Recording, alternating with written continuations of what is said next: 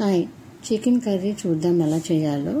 Chicken బాగా wash చేసేసి అందులో ఉప్పు, పసుపు, కారము, అల్లం వెల్లుల్లి ముద్ద అన్నీ వేసుకొని నిమ్మకాయ పిండుకొని శుభ్రంగా కలుపుకోవాలి. ముక్కలంతా పట్టించుకోవాలి.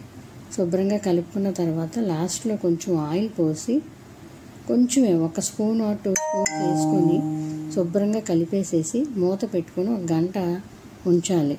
ఈ లోపల ఈ మసాలా అంతా ముక్కలకు బాగా పడుతుంది. చూడండి ఎలా కలుపుతున్నాను. బాగా కలుపుకొని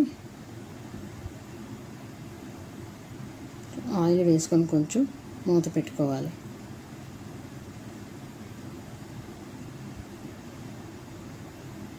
తర్వాత కడాయి వేడెక్కిన తర్వాత ఆయిల్ వేసుకొని ఉల్లిపాయలు, పచ్చిమిరపకాయలు, కరివేపాకు, కొంచెం ఉప్పు, పసుపు ఆల్రెడీ మనం చికెన్ ముక్కల్లో వేసాం కదా, అందుకని కొంచెం వేసుకోవాలి.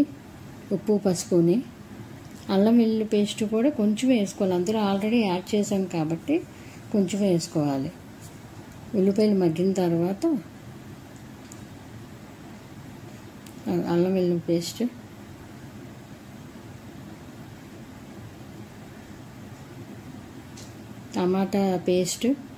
టమాటా పేస్ట్ చేసుకొని వేసుకుంటున్నాను. టమాటా పేస్టు ఇంట్లో తయారు చేసుకున్నాను. గరం మసాలా పౌడరు కొంచెం కారం వేసుకొని మాడిపోకుండా కారం పచ్చివాసన పోయేంత వరకు 1 నిమిషం ఉంచుకొని చికెన్ ముక్కల్ని అందులో ఆల్రెడీ మనం మ్యాగ్నేట్ చేసి ఉంచాం కదా, ఆ చికెన్ ముక్కల్ని వేసేయాలి. ఈ టమాటా ప్యూరీలో వేసి మూత పెట్టాలి. 5 నిమిషాలు ఉంచిన తర్వాత ఒకసారి మళ్ళీ కలుపుకోవాలి. కలుపుకొని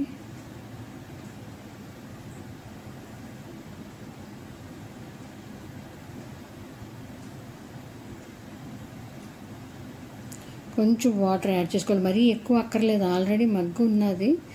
నీళ్ళు పోసేసుకున్న టేస్ట్ బాగోదు, చప్పదనం వచ్చేస్తుంది. కొంచెం చికెన్ ముక్కలన్నీ మునిగేంత వరకు వాటర్ పోసుకోవాలి. బాగా కుక్ అయిపోయిన తర్వాత కొంచెం ముక్క ఉడికింది, మెత్తబడింది అనేది మరీ పేస్ట్ అవ్వకుండా ముక్క ఉడికిన తర్వాత కొంచెం ఆయిల్ పైకి తేలుతుంది. అప్పుడు కొత్తిమీర వేసేసుకున్న తర్వాత స్టవ్ ఆఫ్